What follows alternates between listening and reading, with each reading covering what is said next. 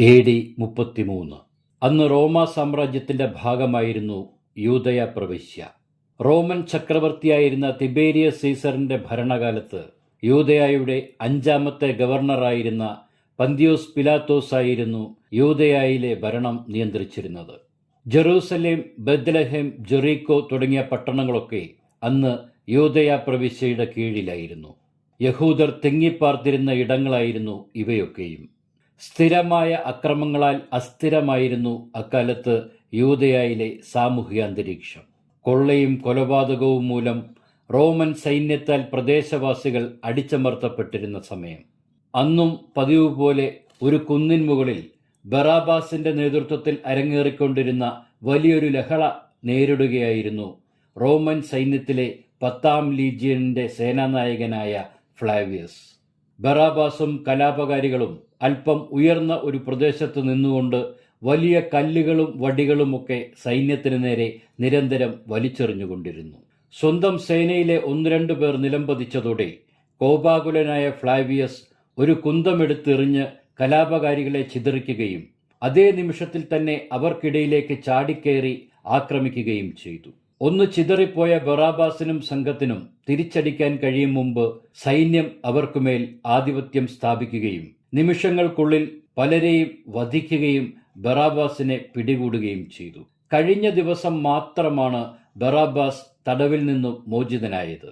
യൂദയായുടെ മറ്റൊരു പ്രദേശത്ത് വലിയൊരു കലാപം അമർച്ച ചെയ്ത ശേഷം തിരിച്ചെത്തിയ ഫ്ലാവിയസിനെ ഗവർണർ അടിയന്തരമായി ഇവിടേക്ക് നിയോഗിച്ചതായിരുന്നു. പെസഹ കാലത്ത് ഓരോ തടവുകാരനെ സ്വതന്ത്രമാക്കുന്ന പതിവ് അക്കാലങ്ങളിൽ ആ പ്രദേശങ്ങളിൽ നിലവിലുണ്ടായിരുന്നു.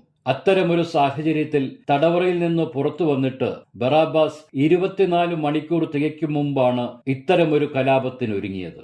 ബന്ധനസ്ഥനാക്കപ്പെട്ട ബറാബാസ് ഫ്ലാവിയസിന്റെ മുഖത്ത് കാർക്കിച്ചു തുപ്പുകയും ശാപവാക്കുകൾ ചൊരിയുകയും ചെയ്തതോടെ അയാളുടെ ക്ഷമ കെട്ടു. റോമൻ ദൈവങ്ങളെ പുച്ഛിക്കുകയും നിന്ദിക്കുകയും കൂടി ചെയ്തതോടെ ഫ്ലാവിയസ് തന്റെ വാളുയർത്തി തത്സമയം ബറാബാസിനെ വധിച്ചു.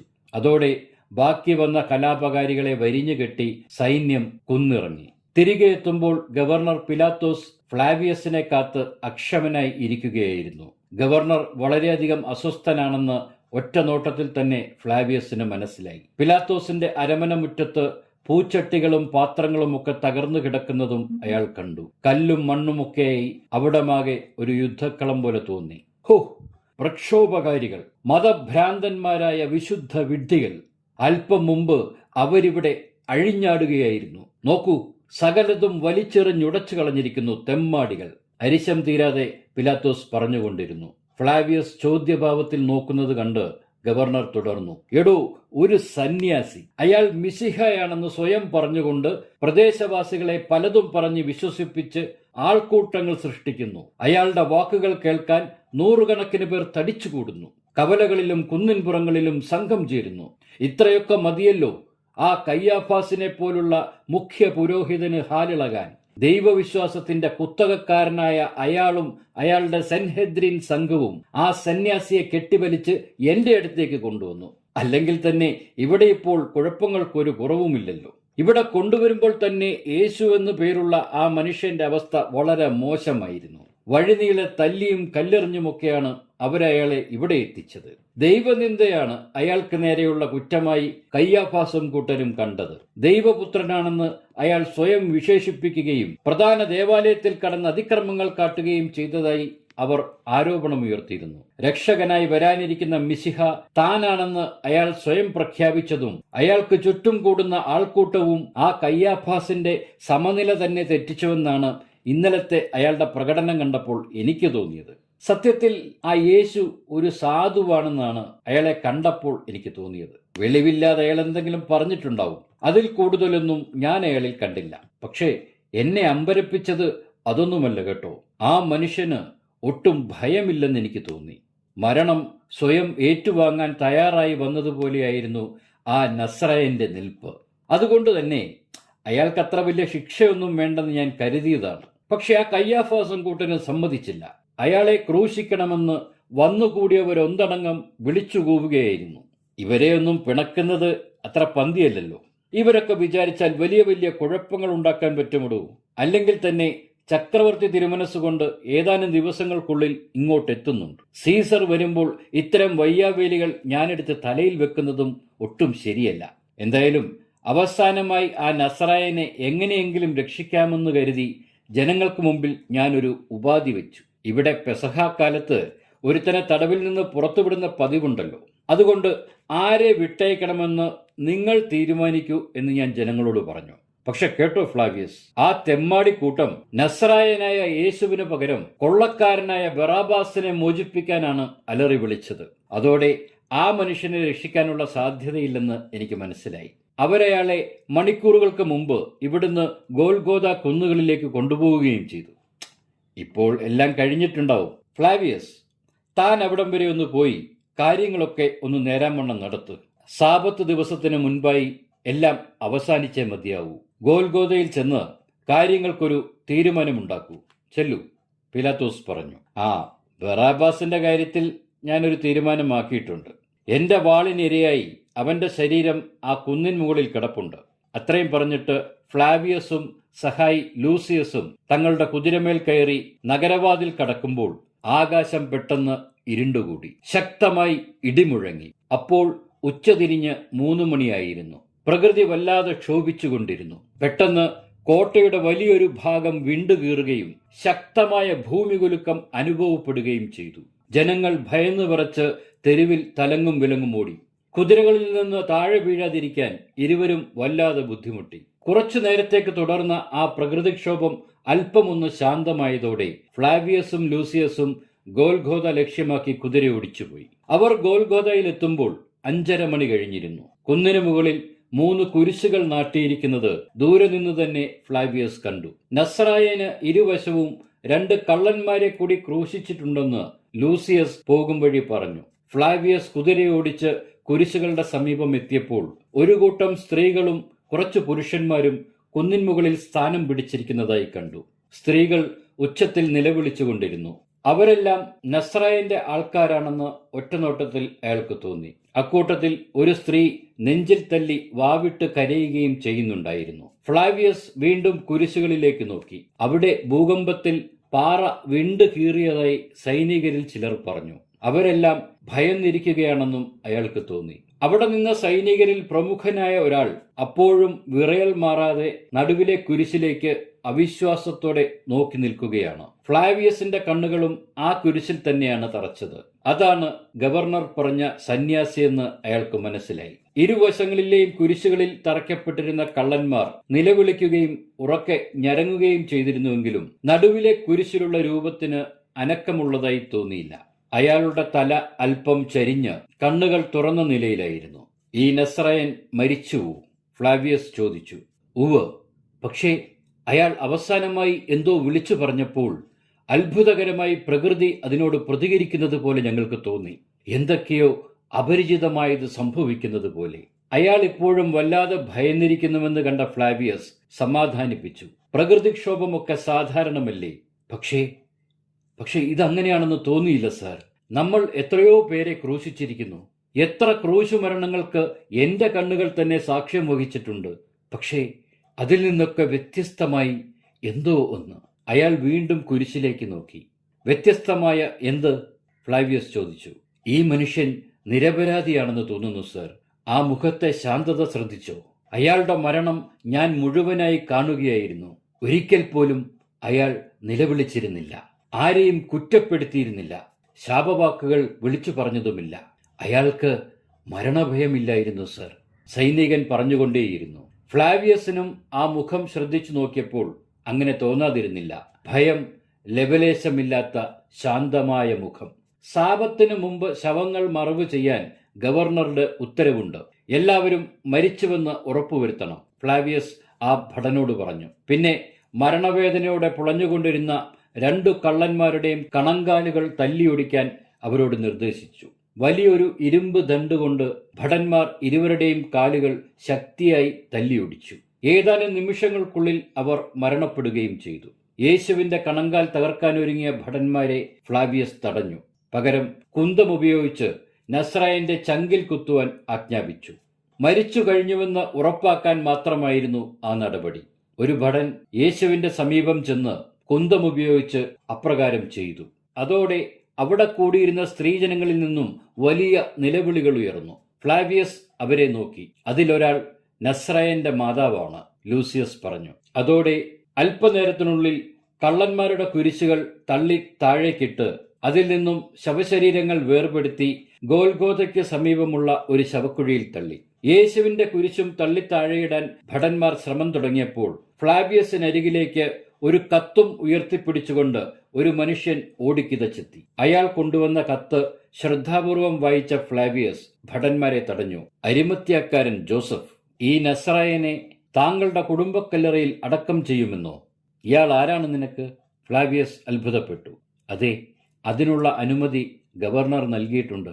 അങ്ങ് അതിനെന്നെ അനുവദിക്കണം, ജോസഫ് അപേക്ഷിച്ചു. അനുവാദം ഗവർണർ നൽകിയതല്ലേ, പിന്നെന്ത്? വേഗമാകട്ടെ. അത്രയും പറഞ്ഞ് ഫ്ലാവിയസ് പട്ടാളക്കാരെയും കൂട്ടി ഗോൽഗോഥയിൽ നിന്ന് മടങ്ങി. ജോസഫും മറ്റുള്ളവരും ചേർന്ന് യേശുവിന്റെ കുരിശ് നിലത്ത് കിടത്തി. ഭടന്മാരാൽ ആ ശിരസിൽ അമർത്തിവച്ചിരുന്ന മുൾക്കിരീടം പതിയെ ജോസഫ് എടുത്തുമാറ്റി. ആണികൾ കൈകളിൽ നിന്നും കാലുകളിൽ നിന്നും ഊരിമാറ്റി. നിയന്ത്രിക്കാനാവാത്ത വേദനയിൽ യേശുവിന്റെ മാതാവായ മേരി ഉൾപ്പെടെയുള്ളവർ പൊട്ടിക്കരഞ്ഞു. ജോസഫ് മകന്റെ ജീവൻ വെടിഞ്ഞ ശരീരം ആ അമ്മയ്ക്ക് കൈമാറി. തന്റെ മടിയിൽ കിടത്തി മകന്റെ മുഖത്തെ രക്തത്തുള്ളികൾ വിതുമ്പലോടെ ആ മാതാവ് തന്റെ ശിരോവസ്ത്രത്താൽ തുടച്ചു വൃത്തിയാക്കിക്കൊണ്ടിരുന്നു. ചുറ്റും കൂടിയവർ വേദന കടിച്ചമർത്തി നിന്നു. ഏതാനും നിമിഷങ്ങൾ കഴിഞ്ഞ് ജോസഫിന്റെ നേതൃത്വത്തിൽ അവർ യേശുവിന്റെ മൃതശരീരം താങ്ങിയെടുത്ത് ഗോൽഗോഥ കുന്നിറങ്ങി. തിരികെ ഗവർണറുടെ അരമനയിൽ ഫ്ലാവിയസ് എത്തുമ്പോൾ കയ്യാഫാസും സെൻഹെദ്രിൻ സംഘവും അവിടെ ഉണ്ടായിരുന്നു. അരമനയിൽ കുറെ നേരമായി ഒരു തർക്കം നിലനിൽക്കുന്നതായി ഫ്ലാവിയസിന് തോന്നി. ഫ്ലാവിയസിനെ കണ്ട മാത്രയിൽ പിലാത്തോസ് കസേരയിൽ നിന്ന് എഴുന്നേറ്റു. ഫ്ലാവിയസ്, അയാളെ തീയിൽ ദഹിപ്പിച്ചു കളയുക. തികഞ്ഞ അസ്വസ്ഥതയോടെ പിലാത്തോസ് പറഞ്ഞു. ഫ്ലാവിയസിനൊന്നും മനസ്സിലായില്ല. ആരുടെ കാര്യമാണ് അങ്ങ് പറയുന്നത്? അയാൾ ചോദിച്ചു. എടോ, ആ നസ്രായന്റെ കാര്യം തന്നെ. അയാളുടെ കാര്യം വലിയ ശല്യമായി തീർന്നിരിക്കുകയാണ്. പിലാത്തോസ് തലയിൽ കൈവച്ചുകൊണ്ട് പറഞ്ഞു. അയാൾ മരിച്ചു കഴിഞ്ഞല്ലോ. ഞാനത് നേരിൽ കണ്ട് ബോധ്യപ്പെട്ടിട്ടാണ് ഇപ്പോഴിങ്ങോട്ട് വരുന്നത്. അയാളുടെ ശരീരം ആ അരിമത്യാക്കാരൻ ജോസഫ് ഏറ്റുവാങ്ങിക്കൊണ്ട് പോവുകയും ചെയ്തല്ലോ, ഫ്ലാവിയസ് വെളിപ്പെടുത്തി. ഇല്ലില്ല, അത് ശരിയാകില്ല. അതിൽ വേറെയും പ്രശ്നങ്ങളുണ്ടോ? താങ്കൾ ഉടൻ തന്നെ അയാളുടെ ശരീരം തിരികെ വാങ്ങി കത്തിച്ച് നശിപ്പിക്കണം, പിലാത്തോസ് വീണ്ടും പറഞ്ഞു. അത് പറ്റില്ല ഗവർണർ, കയ്യാഫാസ് ഇടപെട്ടു. തീയിൽ ദഹിപ്പിക്കുന്നത് യഹൂദ മതനിയമപ്രകാരം നിഷിദ്ധമാണ്. യഹൂദരുടെ പ്രധാന പുരോഹിതൻ എന്ന നിലയിൽ എനിക്കത് അനുവദിക്കാനാവില്ല. ഗവർണർ പിലാത്തോസ് അതോടെ ധർമ്മസങ്കടത്തിലായി. കയ്യാഫാസ്, നിങ്ങളൊരു കാര്യം മനസ്സിലാക്കൂ. യേശുവെന്ന ആ നസറയൻ മരിച്ചു കഴിഞ്ഞു. അയാൾ ഒരു തരത്തിലും നിങ്ങൾക്കോ സമൂഹത്തിനോ ഇപ്പോഴൊരു ഭീഷണിയല്ല. ഭീഷണിയാണ്. കയ്യാഫാസ് പീലാത്തോസിനെ പറഞ്ഞു പൂർത്തിയാക്കാൻ അനുവദിച്ചില്ല. എങ്ങനെ? അരിശം മറച്ചുവെച്ചുകൊണ്ട് ഗവർണർ ചോദിച്ചു. ആ നസ്രായൻ ജനങ്ങളോട് പറഞ്ഞു നടന്നിരുന്നത് എന്താണെന്നറിയാമോ നിങ്ങൾക്ക്? അവൻ മരിച്ചു കഴിഞ്ഞാലും 3-ാം നാൾ ഉയർത്തെഴുന്നേൽക്കും പോലും. അതാണ് പ്രശ്നം. എന്ത് പ്രശ്നം? മരിച്ചവരാരെങ്കിലും ഇന്നേ വരെ തിരിച്ചു വന്നിട്ടുണ്ടോ? ഗവർണർ ഒച്ച ഉയർത്തിക്കൊണ്ട് ചോദിച്ചു. ഇല്ലെന്ന് എനിക്കുമറിയാം, താങ്കൾക്കുമറിയാം. പക്ഷേ ആ നസ്രായന്റെ ഭ്രാന്തന്മാരായ അനുയായികൾക്ക് അതറിയില്ല. അവന്മാരൊക്കെ അയാൾ പറഞ്ഞത് ഉറച്ചു വിശ്വസിക്കുന്നുണ്ട്. എന്റെ ബലമായ സംശയം, അവന്മാരെല്ലാം ചേർന്ന് നസ്രായന്റെ ശരീരം കല്ലറയിൽ നിന്ന് മോഷ്ടിച്ചു കൊണ്ടുപോയി ഒളിപ്പിച്ചു വച്ചിട്ട് അവൻ പറഞ്ഞതുപോലെ 3-ാം നാൾ ഉയർത്തെഴുന്നേറ്റെന്ന് നാട് മുഴുവൻ പറഞ്ഞു പരത്തുമെന്നുള്ളതാണ്. അങ്ങനെയൊക്കെ സംഭവിച്ചാൽ ഈ യൂദയായിൽ വലിയ അക്രമങ്ങൾ അരങ്ങേറും. ഗവർണറായ താങ്കൾക്ക് നിയന്ത്രിക്കാൻ കഴിയുന്നതിനപ്പുറത്തേക്ക് അക്രമം വളരും. നാട് നിന്ന് കത്തും. കയ്യാഫാസിന്റെ വാക്കുകൾ ഗവർണറെ ഭയപ്പെടുത്തി. കയ്യാഫാസ് തുടർന്നു. ഇവിടെ കലാപങ്ങൾ ഉയരുന്നത് താങ്കൾക്ക് നല്ലതായിരിക്കില്ലെന്ന് ഞാൻ ഓർമ്മപ്പെടുത്തുകയാണ്. വാർത്തകൾ സീസറിന്റെ ചെവിയിലെത്തിയാൽ ഒന്ന് നിർത്തു കയ്യാഫാസ്, ഗവർണർ ക്ഷുഭിതനായി പറഞ്ഞു. അതിന് ഞാൻ എന്ത് ചെയ്യണമെന്നാണ് നിങ്ങൾ പറയുന്നത്? ഇവിടെ കലാപങ്ങൾ ഉണ്ടാക്കാൻ ഞാൻ ഒട്ടും ആഗ്രഹിക്കുന്നില്ല. പിലാത്തോസ് കയ്യാഫാസിനെ ഉറ്റുനോക്കി. അതാണ് എല്ലാവർക്കും നല്ലത്. നിങ്ങൾ ഇത്രയും ചെയ്താൽ മതി. ഇപ്പോഴാ നസ്രായനെ സംസ്കരിച്ച അരിമത്യാക്കാരൻ ജോസഫിന്റെ കുടുംബ കല്ലറ ഗവർണറുടെ മുദ്രകൾ സ്ഥാപിച്ച് പൂർണ്ണമായും ബന്ദോബസ്താക്കുക. ഏതാനും ഭടന്മാരെ അടുത്ത 3 ദിവസത്തേക്ക് അവിടെ കാവൽ നിർത്തുക. 3 ദിവസങ്ങൾ. അത് കഴിഞ്ഞാൽ നസ്രായന്റെ പൊള്ളത്തരം വെളിപ്പെടും. അവന്റെ അനുയായികൾ ഓടിയൊളിച്ചുകൊള്ളും. ബാക്കിയുള്ളത് സെൻഹെദ്രിൻ സംഘം കൈകാര്യം ചെയ്തുകൊള്ളും. കയ്യാഫാസ് പറഞ്ഞു നിർത്തി. പിലാത്തോസ് ഫ്ലാവിയസിനെ നോക്കി. എന്നിട്ട് കയ്യാഫാസ് പറഞ്ഞതുപോലെ കാര്യങ്ങൾ നടത്താൻ അയാളെ ചുമതലപ്പെടുത്തി. അതോടെ തന്റെ സഹായി ലൂസിയസിനും ഏതാനും പട്ടാളക്കാർക്കുമൊപ്പം ഫ്ലാവിയസ് അരിമത്യാക്കാരൻ ജോസഫിന്റെ കുടുംബക്കല്ലറയിലേക്ക് പുറപ്പെട്ടു. അവർക്കൊപ്പം സെൻഹെദ്രീൻ സംഘത്തിലെ ഏതാനും യഹൂദ പ്രമാണികളും ഉണ്ടായിരുന്നു. കല്ലറയുടെ ഉൾവശം പരിശോധിച്ച് യേശുവിന്റെ കച്ചയിൽ പൊതിഞ്ഞ മൃതദേഹം കണ്ട് പ്രമാണിമാർ തൃപ്തിപ്പെട്ട ശേഷം ഫ്ലാവിയസ് ഗവർണറുടെ നിർദ്ദേശപ്രകാരം കല്ലറ പൂട്ടി ആ വലിയ പാറ കൊണ്ടുള്ള കവാടത്തിൽ കനത്ത വടങ്ങൾ കൊണ്ട് ബന്ധിച്ച് റോമൻ മുദ്രകൾ വെച്ചു. ഒരിക്കൽ കൂടി വടങ്ങളുടെ ബലം പരിശോധിച്ച് തൃപ്തിപ്പെട്ട് പ്രമാണിമാർ സംതൃപ്തരായി മടങ്ങി. കല്ലറയുടെ കവാടത്തിൽ 2 പേരെ കാവലിന് നിയോഗിച്ചിട്ട് ഫ്ലാവിയസും സംഘവും മടങ്ങിപ്പോയി. അന്നൊരു ശനിയാഴ്ചയായിരുന്നു. പിറ്റേന്ന് അതിരാവിലെ തന്നെ ഗവർണറുടെ ഒരു സന്ദേശവാഹകൻ എത്തിയാണ് ഫ്ലാവിയസിനെ ഉറക്കത്തിൽ നിന്ന് ഉണർത്തിയത്. എത്രയും വേഗം അരമനയിലെത്താനായിരുന്നു ഗവർണറുടെ നിർദ്ദേശം. സംഗതി എന്താണെന്നറിയാതെ ഫ്ലാവിയസ് ഒട്ടും വൈകാതെ തന്നെ പിലാത്തോസിന്റെ അരമന ലക്ഷ്യമാക്കി കുതിരയോടിച്ചു. ഫ്ലാവിയസ് എത്തുമ്പോൾ അവിടെ സംഘർഷം ഘനീഭവിച്ചു നിൽക്കുന്ന അവസ്ഥയായിരുന്നു. കയ്യാഫാസും സംഘവും നേരത്തെ തന്നെ അവിടെ എത്തി സ്ഥാനം പിടിച്ചിരുന്നു. ഫ്ലാവിയസിനെ കണ്ടയുടൻ പിലാത്തോസിന്റെ മുഖം വലിഞ്ഞു മുറുകി. താൻ എവിടെയായിരുന്നു ഇതുവരെ? താനൊന്നും അറിഞ്ഞില്ലേ? ഹോ, എന്തൊരു നശിച്ച ദിവസമാണെന്ന്! ഗവർണർ ഒരു വെരുകിനെ പോലെ മുറിക്കുള്ളിൽ തലങ്ങും വിലങ്ങും നടന്നു. എന്ത് സംഭവിച്ചു? ഫ്ലാവിയസ് തിരക്കി. ഇനി എന്ത് സംഭവിക്കാനാടോ? സംഭവിക്കാനുള്ളതെല്ലാം സംഭവിച്ചു കഴിഞ്ഞില്ലേ? എടോ, ആ നശിച്ച നസ്രായനെ കാണാനില്ലെന്ന്. താനൊക്കെ കൂടി അടച്ചുപൂട്ടി മുദ്രവെച്ച കല്ലറ ഇന്ന് ശൂന്യമാണെന്ന് ഗവർണർ രോഷത്തോടെ പറഞ്ഞത് കേട്ട് ഫ്ലാവിയസ് അമ്പരന്നുപോയി. ഇതാര് പറഞ്ഞു? കാവൽക്കാരോ? അയാൾ പെട്ടെന്ന് ചോദിച്ചു. കാവൽക്കാർ പോലും? എടോ, ഇത് നാട്ടുകാരിൽ ആരോ പറഞ്ഞാണ് എല്ലാവരും അറിഞ്ഞത്. തൻ്റെ ആ നശിച്ച കാവൽക്കാർ, അവന്മാരെ കാണാനില്ലെന്ന്. എടോ, കണ്ടുപിടിക്കടോ അവന്മാരെ, എന്നിട്ട് എത്രയും വേഗം തലവെട്ടിക്കൊല്ല്. ഗവർണർ നിയന്ത്രണം വിട്ടു. കാവൽക്കാർ എന്റെ സംരക്ഷണയിലുണ്ട്. കയ്യാഫാസ് പറഞ്ഞത് കേട്ട് അന്തം വിട്ട് ഗവർണറും ഫ്ലാവിയസും നോക്കിയപ്പോൾ അയാൾ തുടർന്നു. ഇങ്ങനെയൊക്കെ സംഭവിച്ചതുകൊണ്ട് നിങ്ങളവരെ കൊല്ലുമെന്ന് അവർ സ്വാഭാവികമായും ഭയന്നിരിക്കുന്നു. പക്ഷേ അവരെന്നോട് വന്ന് സത്യങ്ങളെല്ലാം പറഞ്ഞു. ആ നസ്രായന്റെ തന്ത്രശാലികളായ അനുയായികൾ ഇന്നലെ അർദ്ധരാത്രി കഴിഞ്ഞപ്പോൾ സായുധരായി കല്ലറയിലെത്തി കാവൽക്കാരെ ആക്രമിക്കുകയും നസ്രായന്റെ ശരീരം കല്ലറ തുറന്ന് എടുത്തുകൊണ്ടുപോയി ഒളിപ്പിക്കുകയും ചെയ്തുവെന്ന് അവർ 2 പേരും മൊഴി നൽകിയിട്ടുണ്ട്. ഇനി ആ പാവങ്ങളെ അതിന്റെ പേരിൽ ശിക്ഷിക്കാൻ നിൽക്കരുത്. എത്രയും വേഗം അവന്റെ മൃതദേഹം കണ്ടെത്തിയില്ലെങ്കിൽ ഞാൻ നേരത്തെ പറഞ്ഞത് വീണ്ടും ഒന്നുകൂടി ഓർമ്മിപ്പിക്കുകയാണ്. ജെറൂസലേം അടക്കമുള്ള പട്ടണങ്ങളിൽ കലാപങ്ങൾ ഉയരും. യൂദയ മുഴുവൻ അശാന്തമായി തീരും. അത് സീസർ അറിയുമ്പോൾ നിങ്ങൾക്ക് സ്ഥാനചലനമുണ്ടാകും. ഓർമ്മയിരിക്കട്ടെ, കയ്യാഫാസും കൂട്ടരും അരമന വിട്ടതോടെ കൂടുതൽ അസ്വസ്ഥനായ പിലാത്തോസ് എത്രയും വേഗം യേശുവിന്റെ ഒളിപ്പിക്കപ്പെട്ട ശവശരീരം കണ്ടെത്താൻ ഫ്ലാവിയസിനുമേൽ സമ്മർദ്ദം ചെലുത്തി. ഉടൻ തന്നെ ലൂസിയസും ഏതാനും ഭടന്മാർക്കുമൊപ്പം ഫ്ലാവിയസ് അഴുകിയ ശവശരീരങ്ങൾ കൊണ്ട് നിറഞ്ഞ ശവക്കുഴികൾ ഓരോന്നായി പരതി തുടങ്ങി. എന്നാൽ നസ്രായന്റേതിന് സമാനമായ ഒരു മൃതദേഹം അവർക്ക് എങ്ങും കണ്ടെത്താനായില്ല. കാരണം അത്രമേൽ യേശുവിന്റെ മുഖം ഫ്ലാവിയസിന്റെ മനസ്സിൽ പതിഞ്ഞുകിടന്നിരുന്നു.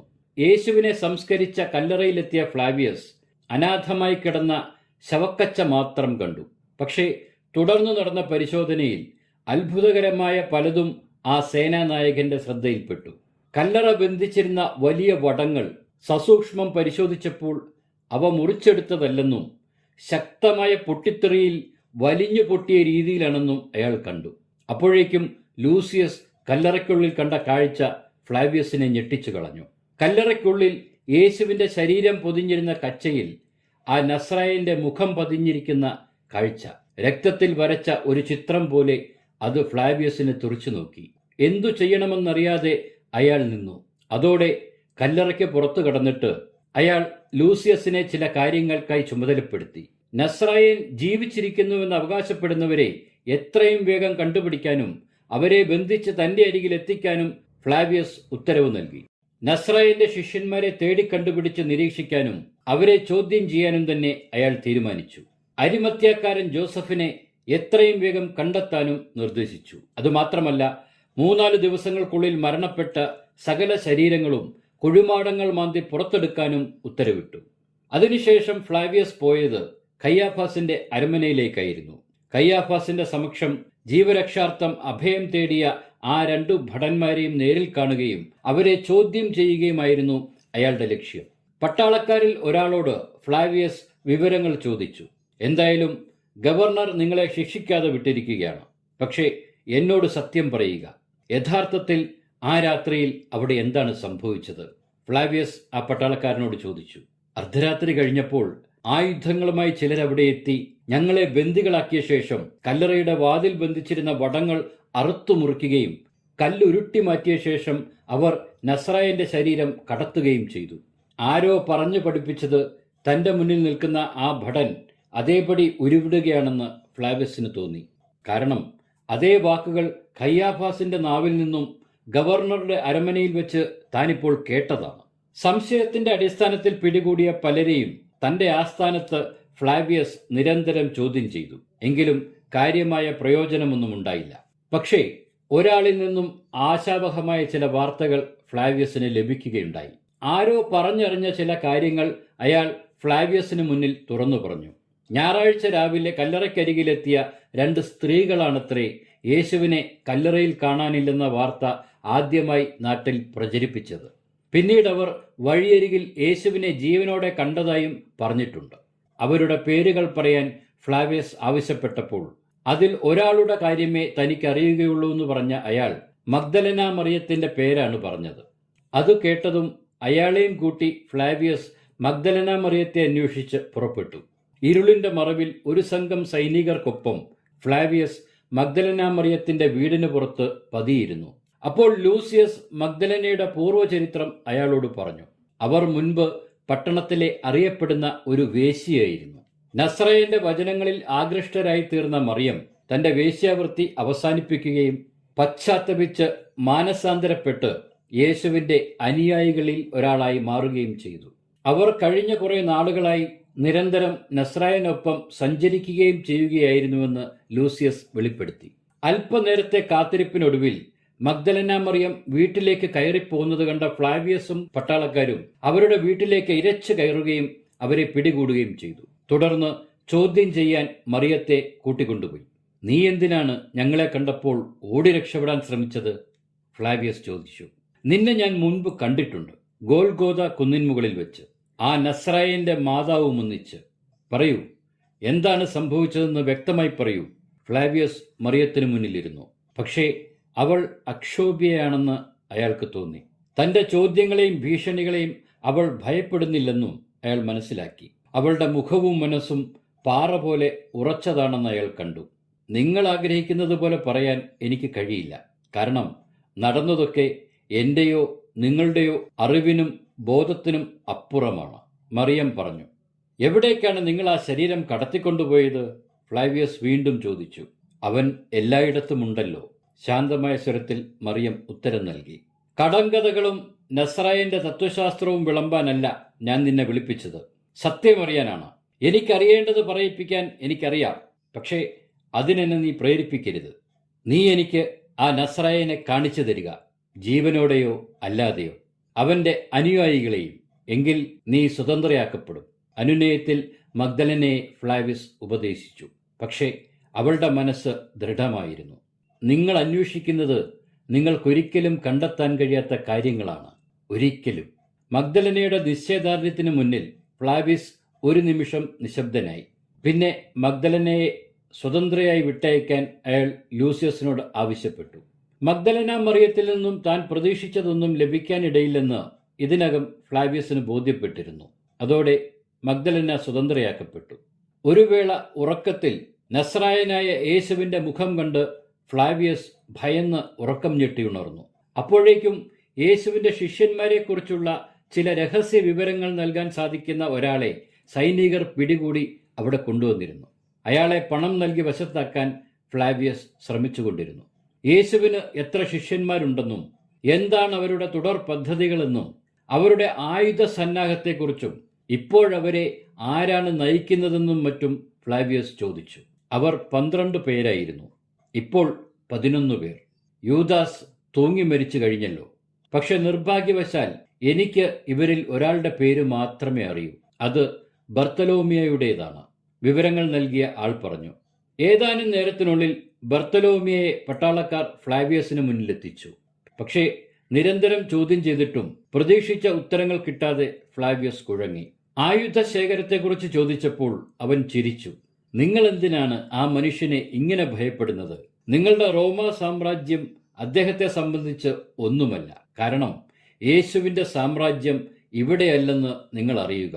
സീസറിനുള്ളത് സീസറിന് നൽകുവാനാണ് ഗുരു പഠിപ്പിച്ചിട്ടുള്ളത്. ഭീഷണിപ്പെടുത്തിയിട്ടും അനുനയത്തിൽ ചോദിച്ചിട്ടും മഗ്ദലന മറിയം നൽകിയതിന് സമാനമായ ഉത്തരങ്ങളാണ് ബർത്തലോമിയയും നൽകിയത്. അതോടെ ഫ്ലാവിയസ് തോൽവി സമ്മതിക്കുകയും അയാളെ സ്വതന്ത്രനാക്കാൻ തീരുമാനിക്കുകയും ചെയ്തു. അപ്പോഴാണ് ഫ്ലാവിയസിനെ സംബന്ധിച്ച് വളരെ നിർണായകമായ ഒരു വിവരം ലൂസിയസ് അയാളുടെ ചെവികളിൽ എത്തിച്ചത്. കല്ലറയ്ക്ക് കാവൽ നിൽക്കുകയും പിന്നീട് കയ്യാഫാസ് സംരക്ഷണം നൽകി വന്നവരുമായ 2 ഭടന്മാരും അവർ തങ്ങിയിരുന്ന ദേവാലയം വിട്ട് എങ്ങോട്ടോ പോയിരുന്നു. അതിലൊരാളെ വീണ്ടും അവിടെ കണ്ടുമുട്ടിയെന്നും പണം സംബന്ധിച്ച വിഷയം സംസാരിക്കാനാണ് അയാൾ കയ്യാഫാസിനെ കാണാൻ വന്നതെന്നുമാണ് വിവരം ലഭിച്ചതെന്നും ലൂസിയസ് വെളിപ്പെടുത്തി. ആ വാർത്ത ഫ്ലാവിയസിൽ കൂടുതൽ സംശയങ്ങൾ വളർത്തി. കയ്യാഫാസ് എന്തിനാണ് നിരന്തരം അവർക്ക് പണം നൽകി സഹായിക്കുന്നതെന്നും തന്നിൽ നിന്ന് അവരെ മനഃപൂർവ്വം അകറ്റി നിർത്തിയിരിക്കുന്നതെന്നും ആലോചിച്ച് അയാൾ തലപുകച്ചു. അതോടെ അവരെ എന്തു വില കൊടുത്തും കണ്ടെത്താനും വിവരങ്ങൾ ശേഖരിക്കാനും ഫ്ലാവിയസ് തീർച്ചപ്പെടുത്തി. അങ്ങനെ അവർക്കായി അന്വേഷണം തുടരുന്ന വേളയിൽ ഫ്ലാവിയസ് ഒരു തവണ മദ്യശാലയ്ക്കുള്ളിൽ വെച്ച് അതിലൊരാളെ കണ്ടുമുട്ടി. കയ്യാഫാസിൽ നിന്നും തുടർച്ചയായി ലഭിച്ചുകൊണ്ടിരുന്ന പണം കൊണ്ട് ദിവസങ്ങളായി നിർത്താതെ മദ്യപിക്കുന്ന നിലയിലാണ് ഫ്ലാവിയസ് ആ കാവൽക്കാരനെ കണ്ടെത്തുന്നത്. ഫ്ലാവിയസിനെ മുന്നിൽ കണ്ടപ്പോൾ അവൻ നടുങ്ങി. പക്ഷേ താനിപ്പോൾ അവനെ ശിക്ഷിക്കാൻ എത്തിയതല്ലെന്നും ഗവർണർ അവരെ ശിക്ഷയിൽ നിന്ന് ഒഴിവാക്കിയെന്നും ഫ്ലാവിയസ് അവനെ അറിയിച്ചു. പിന്നെ ക്ഷമയോടെ അവന്റെ മുന്നിലിരുന്നു. അവന്റെ മുന്നിൽ വെള്ളി നാണയങ്ങളുടെ ഒരു ചെറിയ കൂമ്പാരം കണ്ട ഫ്ലാവിയസ് ചോദിച്ചു, നിനക്കെങ്ങനെയാണ് ഇത്രയും പണം ലഭിക്കുന്നത്? ഒരു ജോലിയും ചെയ്യാതെ ഒളിവിലിരിക്കുന്നവർക്ക് ഇത്രയും ശമ്പളമുണ്ടോ? ആ മദ്യപനായ കാവൽക്കാരൻ ചിരിച്ചു. ഇത് മരണപ്പെട്ടവന്റെ സംഭാവനയാണ് സാർ. കൂടുതലൊന്നും എന്നോട് ചോദിക്കരുത്. എല്ലാം അവർ പറഞ്ഞതുപോലെ തന്നെ. എനിക്കും അതേ പറയാനുള്ളൂ. അവൻ കൈകൂപ്പി. എങ്കിലും നീ അത് ഒന്നുകൂടി പറയൂ, ഫ്ലാവിയസ് അവനെ നിർബന്ധിച്ചു. എന്തിനാണ് സാർ? അവൻ സംശയത്തോടെ ചോദിച്ചു. അല്ല, നിന്റെ കൂടെ ഉണ്ടായിരുന്നവൻ പറഞ്ഞത് സത്യമാണോ എന്ന് ഉറപ്പിക്കാൻ വേണ്ടി മാത്രമാണ്. ഫ്ലാവിയസ് ചിരിച്ചു. അവൻ പറഞ്ഞു തുടങ്ങി. ഞങ്ങൾ അർദ്ധരാത്രിയിൽ മയക്കത്തിലാണ്ടപ്പോൾ നസ്രായന്റെ ഭ്രാന്തന്മാരായ അനുയായികളുടെ ഒരു സംഘം ഞങ്ങളെ ആക്രമിച്ചു എന്നു പറയാൻ പുരോഹിതന്മാർ നിങ്ങളെ ചട്ടം കെട്ടി, അങ്ങനെയല്ലേ? അവനെ മുഴുമിപ്പിക്കാൻ അനുവദിക്കാതെ ഫ്ലാവിയസ് ഇടയ്ക്ക് കയറി ചോദിച്ചു. അല്ല, അവർ നസ്രായന്റെ ശരീരം മോഷ്ടിച്ചുകൊണ്ടു പോയിട്ട് അവൻ ഉയർത്തെഴുന്നേറ്റുവെന്ന് പ്രഘോഷണം നടത്തി. മദ്യലഹരിയിൽ അവൻ വിളിച്ചു പറഞ്ഞുകൊണ്ടിരുന്നു. എങ്ങനെയാണ് ഭാരമുള്ള ആ പാറക്കല്ല് തെറിച്ച് അത്രയും ദൂരം വീണത്? നമ്മൾ 10-15 പേർ എത്ര ശ്രമിച്ചിട്ടാണ് അതൊന്ന് ഉരുട്ടി കല്ലറ അടയ്ക്കുവാൻ കഴിഞ്ഞതെന്ന് നിനക്ക് ഓർമ്മയുണ്ടോ? അതുപോലെ നമ്മൾ ഉപയോഗിച്ച വലിയ വടങ്ങൾ അത് ആയുധം കൊണ്ട് മുറിച്ചു മാറ്റിയതല്ല. അതൊരു പൊട്ടിത്തെറിയുടെ ഭാഗമായി പിഞ്ചിപ്പോയതാണെന്ന് എനിക്കറിയാം. ഞാൻ വെച്ച മുദ്രകളൊക്കെ തീയിലുരുകി വീണ നിലയിലായിരുന്നു. വരൂ, ഇപ്പോൾ തന്നെ നമുക്ക് അവിടം വരെ പോയി എല്ലാം ഒന്ന് നേരിട്ട് കണ്ട് ബോധ്യപ്പെടാം. എന്താ? ഫ്ലാവിയസ് അവന്റെ കൈകളിൽ കടന്നു പിടിച്ചു. ഇല്ല, ആ നശിച്ച സ്ഥലത്തേക്ക് ഞാൻ ഇനി വരില്ല. എനിക്കവിടം കാണണ്ട. എന്നെ വെറുതെ വിടൂ. അവൻ കരഞ്ഞുകൊണ്ട് അപേക്ഷിച്ചു. നീ എന്തിനാണ് ഇത്രയും ഭയപ്പെടുന്നത്? സത്യം പറയൂ, അന്ന് എന്താണ് അവിടെ സംഭവിച്ചത്? എങ്ങനെയാണ് അവർ അവന്റെ ശവശരീരം കൊണ്ടുപോയത്? അവന്റെ മൃതദേഹത്തിന് എന്ത് സംഭവിച്ചു? നിനക്കറിയാം, എല്ലാറ്റിന്റെ ഉത്തരം നിനക്കറിയാം. പക്ഷേ ആർക്കോ വേണ്ടി നീ സത്യമത്രയും മറച്ചു വയ്ക്കുകയാണ്. നീ അതിപ്പോൾ തുറന്നു പറഞ്ഞേ പറ്റൂ. എനിക്ക് ആ സത്യം അറിഞ്ഞേ മതിയാവൂ. ദയവായി നീ എന്നോടത് വെളിപ്പെടുത്തില്ലേ? അവന്റെ മുഖം പിടിച്ച് ആ കണ്ണുകളിലേക്ക് നോക്കിക്കൊണ്ട് ഫ്ലാവിയസ് ആവശ്യപ്പെട്ടു. അവൻ അയാൾക്ക് മുന്നിൽ പൊട്ടിക്കരഞ്ഞു. 2 ദിവസമായി കാവൽ നിന്നും ഉറക്കം നഷ്ടപ്പെട്ട ഞങ്ങൾ വളരെയധികം ക്ഷീണിതരായിരുന്നു. അർദ്ധരാത്രിയിൽ എപ്പോഴോ ഉറക്കത്തിലേക്ക് വഴുതി വീഴുകയായിരുന്നു ഞങ്ങൾ. അതിശക്തമായൊരു പ്രകാശം അവിടെ പരന്നപ്പോഴാണ് ഞങ്ങൾ ഞെട്ടിയുണർന്നത്. ആ പ്രദേശത്ത് അർദ്ധരാത്രിയിൽ സൂര്യൻ ഉദിച്ചതുപോലെ വെളിച്ചം കൊണ്ട് നിറഞ്ഞു സർ. ചുറ്റും വായുവിൽ കത്തുന്ന ഗന്ധം നിറഞ്ഞു നിന്നിരുന്നു. ആ വലിയ വടങ്ങൾ ഒരു മുറുക്കത്തോടെ വലിഞ്ഞു പൊട്ടിത്തകരുന്നത് ഞങ്ങൾ കണ്ടുനിന്നു. ഒരു കരിയില പറന്നു പോകുന്നത് പോലെ ആ കൂറ്റൻ കൽക്കവാടം ഉയർന്നു തെറിച്ച് ദൂരെ വീണു പോയിരുന്നു. ഫ്ലാവിയസ് അവന്റെ കണ്ണുകളിൽ സൂക്ഷിച്ചു നോക്കി. യഥാർത്ഥത്തിൽ അവിടെ നടന്ന കാര്യങ്ങൾ കൺമുമ്പിൽ കണ്ട് ഓർത്തെടുത്ത് പറയും പോലെയാണ് അവൻ സംസാരിക്കുന്നതെന്ന് ഫ്ലാവിയസിന് മനസ്സിലായി. അപ്പോൾ കല്ലറയ്ക്കുള്ളിൽ സൂര്യൻ ഉദിച്ചതുപോലെ ഞങ്ങൾക്ക് തോന്നി. അതിശക്തമായ വെളിച്ചത്തിനിടയിലൂടെ ഒരു രൂപം പുറത്തേക്ക് വന്നു. അതാരാണെന്ന് ഞങ്ങൾക്ക് വ്യക്തമായില്ല. കാരണം വെളിച്ചം കൊണ്ട് ഞങ്ങൾ അന്ധരായി പോയിരുന്നു. കാതുകളിൽ വലിയ ഇരമ്പം കൊണ്ട് ഞങ്ങൾ മറ്റൊന്നും കേട്ടില്ല. പിന്നെ ഞങ്ങൾ എങ്ങോട്ടൊന്നില്ലാതെ ഭയന്നോടുകയായിരുന്നു സർ. എത്ര ദൂരം ഓടിയെന്ന് ഓർമ്മയില്ല. ഇപ്പോഴും ആ മുഴക്കം കാതുകളിൽ നിന്ന് വിട്ടുമാറുന്നില്ല. യഹൂദ പുരോഹിതന്മാരോട് അവിടെ നടന്നതെല്ലാം ഞങ്ങൾ കൃത്യമായി പറഞ്ഞു. അവൻ ഭയത്തോടും ദുഃഖത്തോടും മേശമേൽ തല താഴ്ത്തിയിരുന്ന് വിതുമ്പിക്കരഞ്ഞു. എന്നിട്ടും മറ്റൊരു കെട്ടിച്ചമച്ച കഥ പറയുവാൻ കയ്യാഫാസ് നിങ്ങൾക്ക് പണം തന്നു.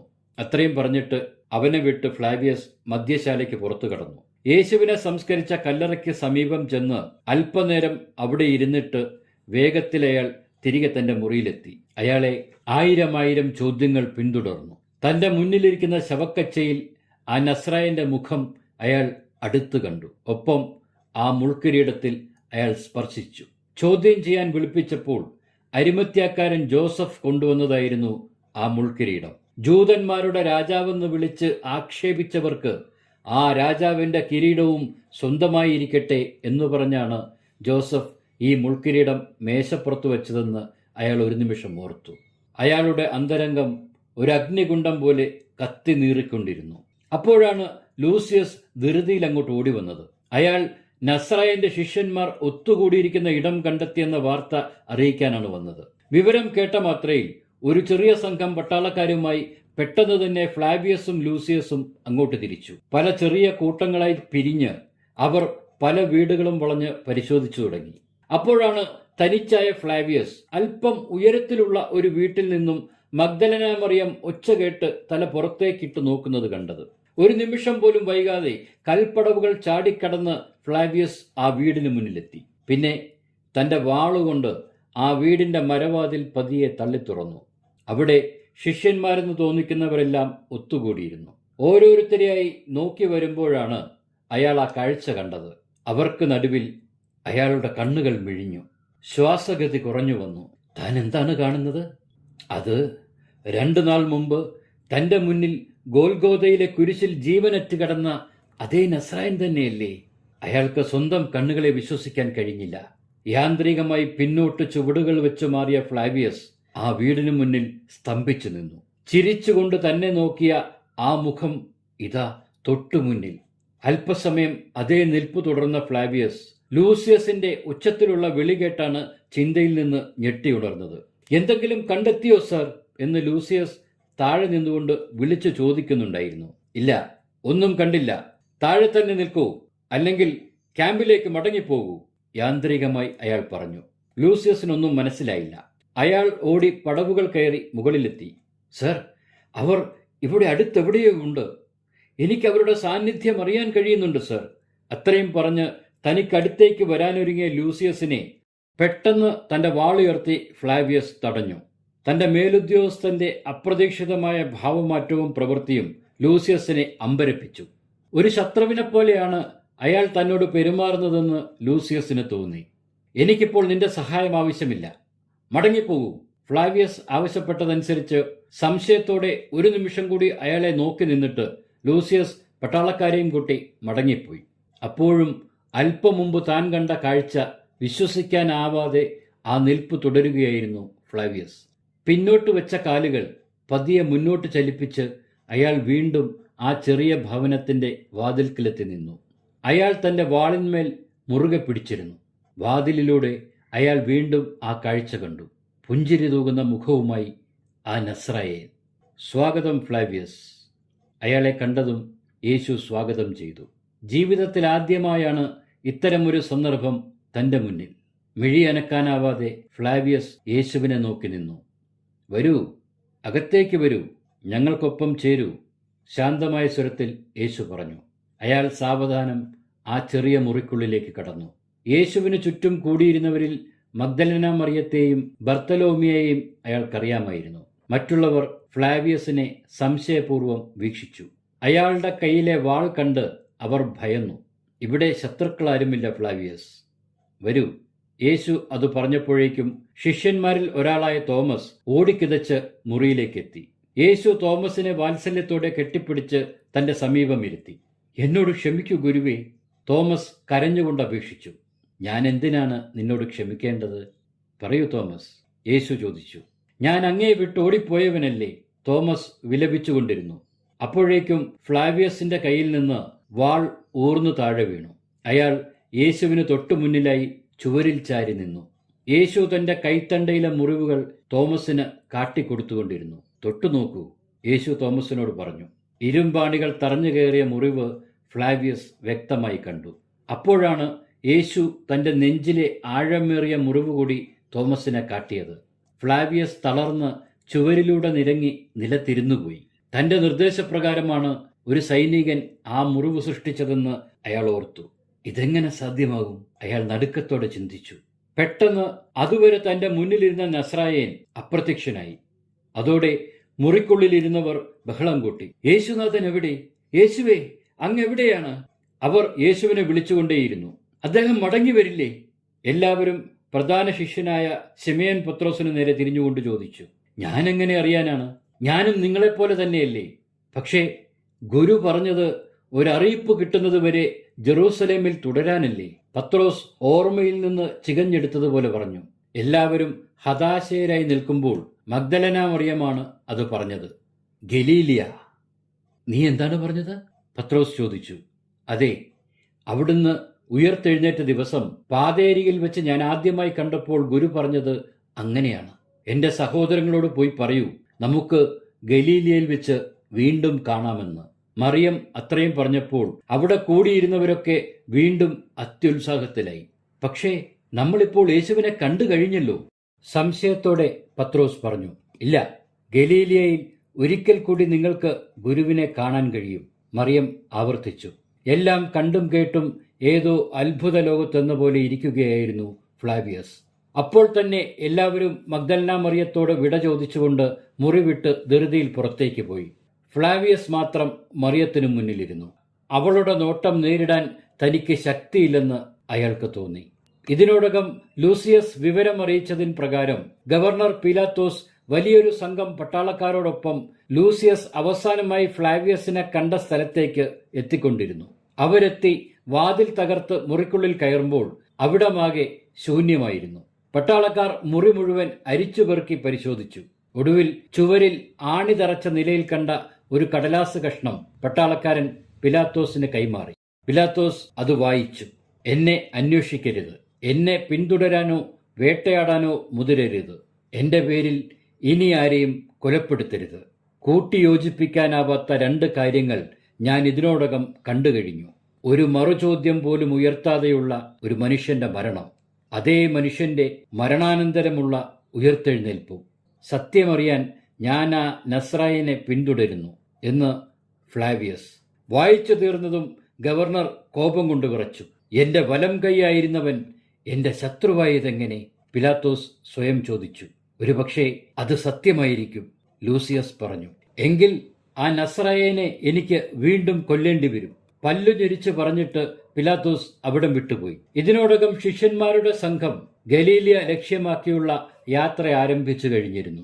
അനന്തമായി കിടക്കുന്ന മണലാരണ്യത്തിലൂടെ അവർ മുന്നോട്ട് നടന്നു. അവർക്ക് ഏറെ പിന്നിലായി മറ്റൊരാൾ കൂടി അവരെ അനുഗമിക്കുന്നുണ്ടായിരുന്നു. അത് മറ്റാരുമായിരുന്നില്ല, ഫ്ലാവിയസ് തന്നെയായിരുന്നു. മണൽക്കാറ്റിന് മുൻപ് അവർ വേഗത്തിൽ നടന്നു. ഇടയ്ക്ക് വിശ്രമിക്കുകയും പിന്നെ തുടർച്ചയായ നടപ്പും. ഗവർണർ അപ്പോഴേക്കും ചില തീരുമാനങ്ങൾ എടുത്തിരുന്നു. ഫ്ലാവിയസിന് പകരക്കാരനായി പിലാത്തോസ് 10ാം ലീജിയന്റെ നായകനായി ലൂസിയസിനെ നിയമിച്ചു. നിന്റെ ആദ്യ ചുമതല വഞ്ചകനായ ഫ്ലാവിയസിനെ കണ്ടെത്തി ജീവനോടെയോ അല്ലാതെയോ എന്റെ മുന്നിലെത്തിക്കുക എന്നതാണ്, ലൂസിയസിനോട് ഗവർണർ പറഞ്ഞു. പിലാത്തോസിന്റെ ആജ്ഞയനുസരിച്ച് ലൂസിയസ് ഒരു സംഘം പട്ടാളക്കാർക്കൊപ്പം ഗലീലിയ ലക്ഷ്യമാക്കി നീങ്ങി. യൂദയായുടെ വടക്കേ അറ്റത്താണ് ഗലീലിയ പ്രദേശം. യേശുവിന് ഏറ്റവും പ്രിയപ്പെട്ട പ്രദേശമാണ് ഗലീലിയ. യേശുവിന്റെ പരസ്യ ജീവിതത്തിന്റെ 30 വർഷങ്ങൾക്കും സാക്ഷ്യം വഹിച്ച സ്ഥലമാണ് ഗലീലിയ. ഗലീലിയയിലെ നസ്രത്തിലാണ് യേശു വളർന്നത്. ജനിച്ച ബെത്ലഹേം ആണെങ്കിൽ ഗലീലിയ പ്രദേശത്ത് തന്നെയായിരുന്നു. യേശുവിന്റെ ശിഷ്യന്മാരിൽ എല്ലാവരും തന്നെ ഗലീലിയക്കാരോ അവിടെ താമസമാക്കിയവരോ ആയിരുന്നു. അവരിൽ കൂടുതൽ പേരും മുക്കുവരായിരുന്നു, ശിമയോൻ, പത്രോസ് അടക്കമുള്ളവർ. ഗലീലിയ തടാകത്തിന് സമീപത്താണ് തന്റെ ജീവിതത്തിലെ സുപ്രധാന പ്രഭാഷണങ്ങൾ യേശു നടത്തിയത്. പല അത്ഭുത പ്രവൃത്തികളും ഗലീലിയ കേന്ദ്രീകരിച്ചാണ് അദ്ദേഹം നടത്തിയിട്ടുള്ളത്. വെള്ളം വീഞ്ഞാക്കിയ കല്യാണ വീട് സ്ഥിതി ചെയ്യുന്ന കാന പ്രദേശവും ഗലീലിയയിൽ തന്നെയാണ്. ഇപ്പോൾ വടക്കൻ ഇസ്രായേലിന്റെ ഭാഗമാണ് ഗലീലിയ. ഏതാണ്ട് ഇന്നത്തെ പലസ്തീനിലെ വെസ്റ്റ് ബാങ്കിനൊക്കെ സമീപ പ്രദേശമായിരുന്നു പഴയ ഗലീലിയ. ദിവസങ്ങൾ നീണ്ട യാത്രയായിരുന്നു ഗലീലിയയിലേക്ക് ഉണ്ടായിരുന്നത്. ഒരു രാത്രി ശിഷ്യന്മാർ മലഞ്ചെരുവിൽ വിശ്രമത്തിനും ഉറക്കത്തിനുമായി തമ്പടിച്ചു. അവർക്ക് അല്പം അകലെയായി ഫ്ലാവിയസും. പെട്ടെന്ന് പിന്നിൽ ആളനക്കം ശ്രദ്ധിച്ച ഫ്ലാവിയസ് തന്റെ സ്വതസിദ്ധമായ ജാഗ്രതയിൽ ശത്രുവെന്ന് കരുതി തന്റെ വാൾ വീശിയത് പത്രോസിന് നേരെയായിരുന്നു. കാലിൽ നിസ്സാരമായ മുറിവേറ്റ് പത്രോസ് വേദന കൊണ്ട് പുളഞ്ഞു. കയ്യിൽ കരുതിയ വെള്ളമടങ്ങിയ തുകൽ സഞ്ചിയിൽ നിന്നും ഫ്ലാവിയസിന് ഒരു പങ്ക് നൽകാനെത്തിയതായിരുന്നു പത്രോസ്. തന്റെ പ്രവൃത്തിയിൽ ദുഃഖിതനായ ഫ്ലാവിയസിനെ പത്രോസ് വേദനയ്ക്കിടയിലും സമാധാനിപ്പിച്ചു. ഈ നസ്രായനായ യേശു യഹോവയുടെ പുത്രനാണെന്ന് താങ്കൾ വിശ്വസിക്കുന്നുണ്ടോ? പിറ്റേന്ന് രാവിലെ നടപ്പാരംഭിച്ചപ്പോൾ ഫ്ലാവിയസ് പത്രോസിനോട് ചോദിച്ചു. അദ്ദേഹം ഉയർത്തെഴുന്നേറ്റതിന് ശേഷം തീർച്ചയായും ഞാൻ വിശ്വസിക്കുന്നു, പത്രോസ് പറഞ്ഞു. യഹോവ നമുക്കൊക്കെ തന്നിരിക്കുന്ന ഈ മജ്ജയും മാംസവുമുള്ള അതേ ശരീരം തന്നെയല്ലേ മരണത്തിനു ശേഷം നമ്മൾ യേശുവിൽ വീണ്ടും കണ്ടത്? പത്രോസ് ഓർമ്മിപ്പിച്ചു. പിന്നെന്തുകൊണ്ട് യേശു എല്ലാവർക്കും മുന്നിൽ പ്രത്യക്ഷപ്പെടുന്നില്ല? ഫ്ലാവിയസ് തന്റെ സംശയം ഉന്നയിച്ചു. അതോ ഒരിക്കൽ കൂടി താൻ വധിക്കപ്പെടുമെന്ന് അയാൾ ഭയപ്പെടുന്നുണ്ടോ? അയാൾ ചോദ്യം തുടർന്നു. സുഹൃത്തേ, നിന്റെ ഈ ചോദ്യങ്ങൾക്കെല്ലാമുള്ള ഉത്തരം ഒരുപക്ഷെ ഗലീലിയ നിനക്ക് വേണ്ടി കാത്തുവച്ചിരിക്കുന്നുണ്ടാവും. കാലിലെ വേദന മറന്ന് ശിമയോൻ പത്രോസ് ചിരിച്ചുകൊണ്ട് മറുപടി നൽകി. എനിക്ക് തോന്നുന്നത് ഗുരു ഞങ്ങളെ തയ്യാറാക്കുകയാണെന്നാണ്, പത്രോസ് പറഞ്ഞു. എന്തിനു വേണ്ടി? ഫ്ലാവിയസിന്റെ ചോദ്യത്തിനൊപ്പം അവർ നിന്നിടത്തു നിന്നും അല്പമകലെ താഴെ കുതിരകൾക്ക് മേൽ പാഞ്ഞു വരുന്ന ഒരു സംഘം പട്ടാളക്കാരെ ഇരുവരും കണ്ടു. പൊടിപടലമുയർത്തി വരുന്ന സംഘത്തെ കണ്ട് ഫ്ലാവിയസ് പത്രോസിന്റെ കൈ പിടിച്ചുകൊണ്ട് ഒരു പാറയ്ക്ക് പിന്നിൽ മറഞ്ഞിരുന്നു. അയാൾ ഗവർണർ പീലാത്തോസ് ഒന്നും അവസാനിപ്പിക്കാൻ ആഗ്രഹിക്കുന്നില്ല, പതിഞ്ഞ സ്വരത്തിൽ ഫ്ലാവിയസ് പറഞ്ഞു. തീർച്ചയായും ഞാനിപ്പോൾ നിങ്ങൾക്ക് കൂടി അപകടം ക്ഷണിച്ചു വരുത്തിയിരിക്കുന്നു, നിരാശയോടെ അയാൾ പറഞ്ഞു. അപ്പോഴേക്കും അവർ പിന്നിൽ അവശേഷിപ്പിച്ചു പോയ കാൽപ്പാടുകൾ പട്ടാളം കണ്ടെത്തിയിരുന്നു. അതിലൊരാൾ മലമുകളിലേക്ക് ചൂണ്ടിക്കാണിക്കുന്നതും ഫ്ലാവിയസ് കണ്ടു. അതോടെ മറ്റുള്ളവർക്കൊപ്പം മണൽപ്പരപ്പിലെ കാൽപ്പാടുകൾ മരച്ചില്ലകൾ കൊണ്ട് മായിച്ചിട്ട് ഫ്ലാവിയസ് അവരുമായി മലയിറങ്ങി എതിർവശത്തുകൂടി അടിവാരത്തെത്തി. 2 മലകൾക്കിടയിലുള്ള ഒരു ഇടുങ്ങിയ പാതയിലൂടെ അവർ അതിവേഗം മുന്നോട്ട് നീങ്ങുമ്പോൾ പെട്ടെന്നാണ് ലൂസിയസ് അവർക്ക് മുന്നിൽ ചാടി വീണത്. അയാൾ തന്റെ വാൾ ഫ്ലാവിയസിന്റെ നേരെ നീട്ടി. അരുത് ലൂസിയസ്, നീ ബഹളം വെച്ച് മറ്റുള്ളവരെ അറിയിക്കരുത്. ഞാൻ നിന്നോടിപ്പോൾ യാചിക്കുകയാണ്, ഫ്ലാവിയസ് തന്റെ പഴയ സഹപ്രവർത്തകനോട് അപേക്ഷിച്ചു. ഇല്ല ഫ്ലാവിയസ്, ശത്രുക്കളോട് ഒട്ടും കരുണ കാട്ടരുതെന്ന് എന്നെ പഠിപ്പിച്ചത് നിങ്ങളാണ്. ഞാനത് മറന്നിട്ടില്ല. നിങ്ങളിപ്പോൾ ഗവർണർക്കും റോമിനും തന്നെ ശത്രുവാണ്. നിങ്ങൾ ഒട്ടും ദയ അർഹിക്കുന്നില്ല. ലൂസിയസ് ഫ്ലാവിയസിന്റെ കണ്ണുകളിൽ നോക്കിക്കൊണ്ട് പറഞ്ഞു.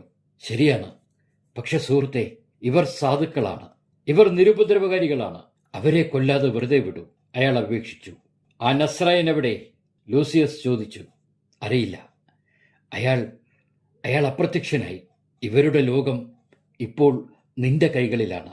പക്ഷെ ഒന്നോർക്കുക, മറ്റൊരു വലിയ ലോകം ഇവരുടെ കൈക്കുമ്പിളിലുണ്ട്. നീ അത് മനസ്സിലാക്കൂ. അവരെ വെറുതെ വിടൂ. ഫ്ലാവിയസ് പറഞ്ഞു തരും മുമ്പ് ആക്രമണത്തിന് തുനിഞ്ഞ ലൂസിയസിനെ പരിചയസമ്പന്നനായ ഫ്ലാവിയസ് ഒരു നിമിഷം കൊണ്ട് നിരായുധനാക്കി അയാളുടെ വാൾ കൈവശപ്പെടുത്തി തിരികെ അയാളുടെ കഴുത്തിൽ തന്നെ വാൾ മുട്ടിച്ചു വെച്ചു. പക്ഷേ ഇന്നിവിടെ ആരും മരിക്കാൻ പോകുന്നില്ല, ആരും. ശിഷ്യന്മാർ സ്തബ്ധരായി നോക്കി നിൽക്കെ ആ വാൾ അയാൾ ലൂസിയസിനെ തിരികെ ഏൽപ്പിച്ചു. മടങ്ങിപ്പോകൂ ലൂസിയസ്, ആരോടും ഒന്നും പറയരുത്. നിന്നെ ഞാൻ വിശ്വസിക്കുകയാണ്. ലൂസിയസ് ഒരു നിമിഷം എല്ലാവരെയും നോക്കിയിട്ട് ഒന്നും മിണ്ടാതെ മുന്നോട്ട് നടന്ന് തന്റെ സംഘത്തിനടുത്തേക്ക് പോയി. അതേസമയം തന്നെ ഫ്ലാവിയസ് എല്ലാവരെയും കൂട്ടി അതിവേഗം മുന്നോട്ട് നടന്നു. വീണ്ടും നീണ്ട നടപ്പിനൊടുവിൽ ഒരു വലിയ കുന്നു കയറിയിറങ്ങി അവർ ഗലീലിയ തടാകത്തിന്റെ കരയിലെത്തി. തീരത്തുകൂടി നടന്ന അവർ യേശുവിനെ അന്വേഷിച്ചുകൊണ്ടേയിരുന്നു. ദിവസങ്ങളോളം അധികം ഭക്ഷണമില്ലാതെ നടന്നു തളർന്നിരുന്ന മറ്റുള്ളവർ സമീപിച്ചപ്പോൾ വള്ളവും വലയും ഇറക്കാൻ പത്രോസ് അവരോട് നിർദ്ദേശിച്ചു. യേശുവിനൊപ്പം കൂടിയതിനു ശേഷം അവരാരും മത്സ്യം പിടിക്കുന്നത് ഏറെക്കാലമായി നിർത്തിവച്ചിരിക്കുകയായിരുന്നു. എങ്കിലും വള്ളത്തിൽ വലയുമായി അവർ തടാകത്തിലേക്ക് ഇറങ്ങി. രാത്രിയിൽ പലതവണ വലയിറക്കിയിട്ടും ഒരൊറ്റ മത്സ്യം പോലും അവർക്ക് ലഭിച്ചില്ല. രാത്രി മുഴുവൻ അവർ ഗലീലിയ തടാകത്തിലൂടെ വള്ളത്തിൽ സഞ്ചരിച്ചു കൊണ്ടിരുന്നു. എന്തുകൊണ്ടാണ് യേശു ഗലീലിയ തന്നെ ഈ സംഗമത്തിന് തിരഞ്ഞെടുക്കാൻ കാരണം? വള്ളത്തിൽ ചാരിയിരുന്നു കൊണ്ട് ഫ്ലാവിയസ് ചോദിച്ചു. ഈ പ്രദേശം ഗുരുവിന് വളരെ പ്രിയപ്പെട്ടതാണ്. ഞങ്ങൾ ആദ്യമായി യേശുവിനെ കാണുന്നതും കേൾക്കുന്നതും ഇവിടെ വെച്ചാണ്. ഞങ്ങൾ ഗുരുവിൽ വിശ്വസിച്ചു തുടങ്ങിയതും ഈ ഗലീലിയ തടാകത്തിന്റെ കരയിലാണ്. മുക്കുവരായ ഞങ്ങളെ മനുഷ്യരെ പിടിക്കുവാൻ അവൻ പ്രാപ്തനാക്കിയത് ഇവിടെ വെച്ചാണ്. ആകാശത്തിലേക്ക് കണ്ണുനട്ട് പത്രോസ് പറഞ്ഞു. മറ്റുള്ളവരൊക്കെ വിശപ്പ് മൂലം ഉറക്കമായി കഴിഞ്ഞിരുന്നു.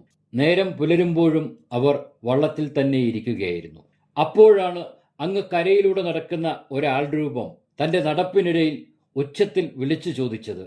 എന്തെങ്കിലും കിട്ടിയോ? ഒന്നും കിട്ടിയില്ല എന്ന് കൈമലർത്തിക്കൊണ്ട് പത്രോസ് മറുപടി നൽകി. എങ്കിൽ ഇത്തവണ വള്ളത്തിന്റെ വലതുവശത്ത് ഒന്നുകൂടി ശ്രമിച്ചു നോക്കൂ. അതും പറഞ്ഞ് ആ രൂപം മുന്നോട്ടുള്ള നടപ്പ് തുടർന്നു.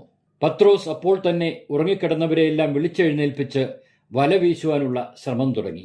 അവർ വല വീശുകയും ആ വല വെള്ളത്തിൽ മുങ്ങിയതോടെ ശക്തിയായി വള്ളം വലതുവശത്തേക്ക് ചരിഞ്ഞു.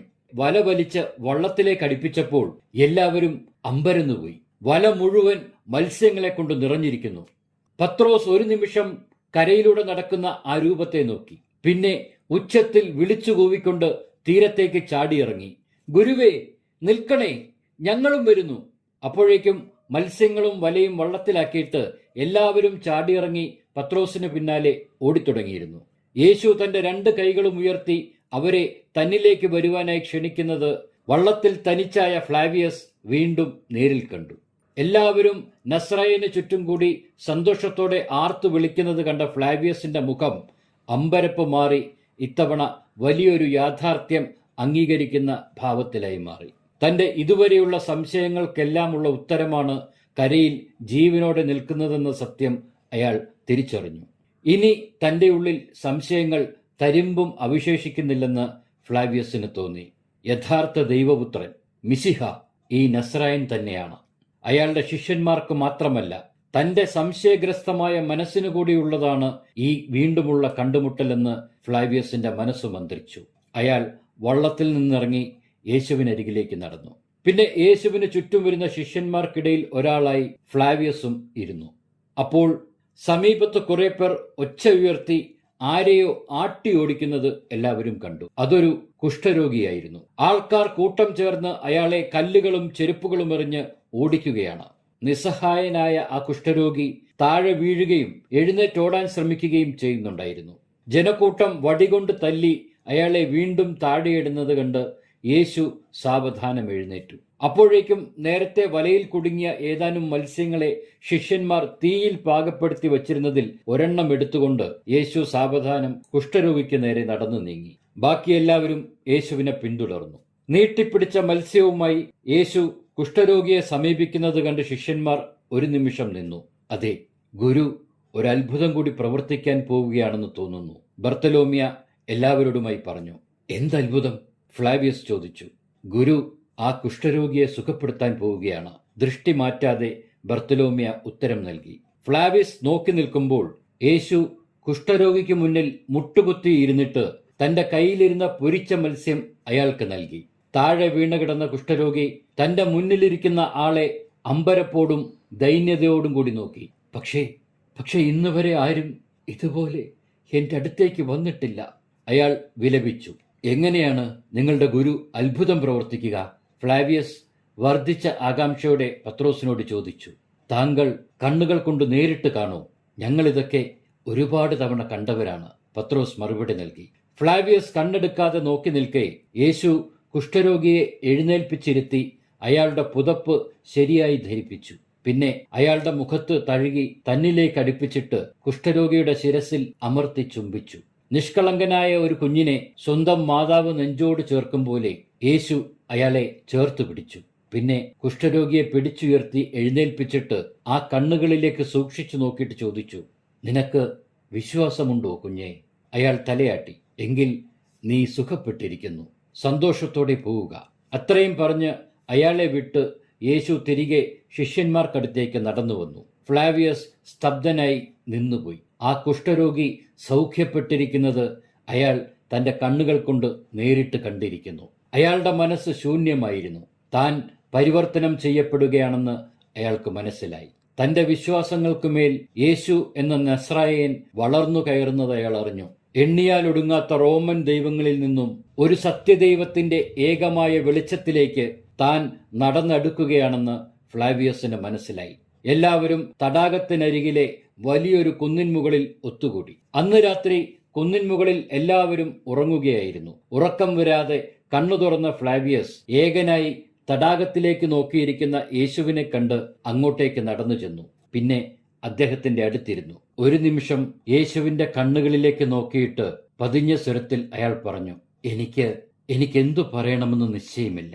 സംശയിക്കാതെ നിന്റെ ഹൃദയം കൊണ്ട് സംസാരിക്കാൻ ശ്രമിക്കൂ, അപ്പോൾ നിനക്ക് വാക്കുകൾ കിട്ടും. ശാന്തനായി യേശു മറുപടി നൽകി. എന്റെ ഈ ചെറിയ അറിവുകൾ വെച്ച് ഞാൻ കണ്ടതൊന്നും എനിക്ക് കൂട്ടിച്ചേർക്കാനാവുന്നില്ലല്ലോ. വിറയാർന്ന സ്വരത്തിൽ ഫ്ലാവിയസ് പറഞ്ഞു. നിന്റെ കണ്ണുകൾ കൊണ്ട് നേരിട്ട് കണ്ടതുപോലും നിനക്ക് വിശ്വസിക്കാൻ കഴിയുന്നില്ലെങ്കിൽ ഇതൊന്നും ഒരിക്കലും കാണാത്തവരുടെ അവസ്ഥയെക്കുറിച്ച് നീ ചിന്തിച്ചു നോക്കൂ. എന്തിനെയാണ് നീ ഭയപ്പെടുന്നത്? യേശു ചോദിച്ചു. തെറ്റിലൂടെ നടക്കുന്നതിനെ. ഫ്ലാവിയസ് മറുപടി പറഞ്ഞു. എങ്കിൽ നീ എന്നെ വിശ്വസിക്കുക, നീ എന്നെ അറിയുക. യേശു അയാളുടെ തോളിൽ കൈവച്ചു. നിങ്ങൾ മരിച്ചപ്പോൾ ഞാൻ ഗോൽഗോഥയിലുണ്ടായിരുന്നു. ഞാൻ അങ്ങയെ സഹായിക്കാൻ ശ്രമിച്ചു. ഫ്ലാവിയസിന്റെ കണ്ണുകൾ നിറഞ്ഞു തുളുമ്പി. വാക്കുകൾ പകുതിയിൽ മുറിഞ്ഞു. എനിക്കറിയാം, നീ എന്തിനെയാണിപ്പോൾ കൂടുതലായി ആഗ്രഹിക്കുന്നത്? ഉറപ്പ്, സമാധാനം, മരണഭയമില്ലാത്ത ഒരു ദിവസം. നിറഞ്ഞ കണ്ണുകളോടെ ഫ്ലാവിയസ് തലകുലുക്കി. അയാളുടെ മനസ്സ് ഒരു ശുദ്ധീകരണ പ്രക്രിയയിലൂടെ കടന്നുപോവുകയായിരുന്നു. കഴിഞ്ഞകാല ജീവിതത്തിന് ഒരു പ്രായശ്ചിത്തം പോലെ അയാളുടെ കണ്ണുനീർ ഒഴുകിപ്പരന്നു. യേശുവിനോട് ചേർന്ന് പാറമേൽ തലചാരി അയാൾ ആകാശത്തേക്ക് കണ്ണുനെട്ടിരുന്നു. ഫ്ലാവിയസ് എന്ന മനുഷ്യൻ പൂർണ്ണമായി മറ്റൊരു ജീവിതത്തിലേക്ക് പറിച്ചു നടപ്പെട്ടു. എത്ര നേരം അങ്ങനെ ഇരുന്നുവെന്ന് ഓർമ്മയില്ല. നേരം പുലർന്നപ്പോൾ മറ്റുള്ളവർ ബഹളം വയ്ക്കുന്നത് കേട്ടാണ് ഫ്ലാവിയസ് കണ്ണുകൾ തുറന്നത്. അപ്പോഴേക്കും യേശു വീണ്ടും അപ്രത്യക്ഷനായതായി അയാൾ അറിഞ്ഞു. ശിഷ്യന്മാർ തന്റെ പ്രിയപ്പെട്ട ഗുരുവിനെ തിരഞ്ഞുകൊണ്ട് കുന്നിൻ മുകളിലൂടെ ഓടി നടന്നു. എല്ലാവരും നോക്കി നിൽക്കെ കുന്നിന്റെ ഏറ്റവും അറ്റത്തായി അവർ വീണ്ടും യേശുവിനെ കണ്ടു. എല്ലാവരും അല്പം കൂടി അടുത്തു ചെന്നപ്പോൾ യേശു വിളിച്ചു പറഞ്ഞു, സഹോദരങ്ങളെ, ഞാൻ നിങ്ങൾക്കായി സ്ഥലമൊരുക്കാൻ പോവുകയാണ്.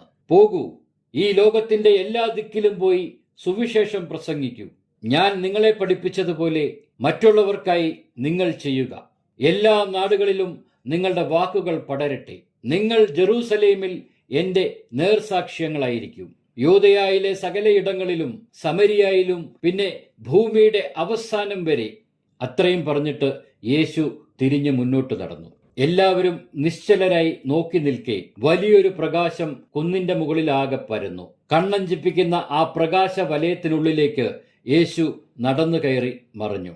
കല്ലറയ്ക്കുള്ളിൽ കാവൽക്കാർ കണ്ടുവെന്ന് സാക്ഷ്യപ്പെടുത്തിയ അതേ ദിവ്യ വെളിച്ചം നേരിട്ട് കണ്ട ഫ്ലാവിയസ് എന്ന ആ റോമൻ സേനാധിപൻ ചാരിതാർത്ഥ്യത്തോടെ ശിഷ്യന്മാർക്കൊപ്പം കുന്നിൻ മുകളിൽ നിശ്ചലനായി നിന്നു.